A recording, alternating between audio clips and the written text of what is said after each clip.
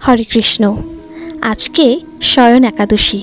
এই একাদশী পবিত্র পাপনাশক এবং সকল অভীষ্ট প্রদাতা। তাই চলুন আমরা সকলে আজ শয়ন একাদশীর ব্রতকথা শ্রবণ করি।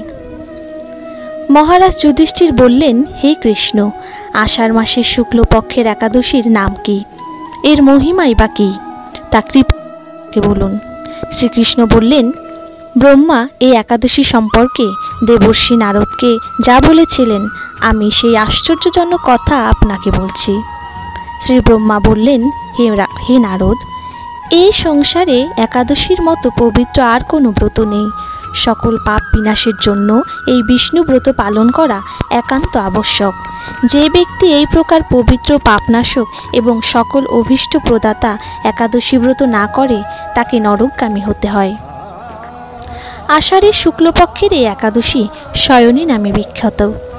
শ্রী ভগবান ঋষিকেশের জন্য এই ব্রত পালন করতে হয়।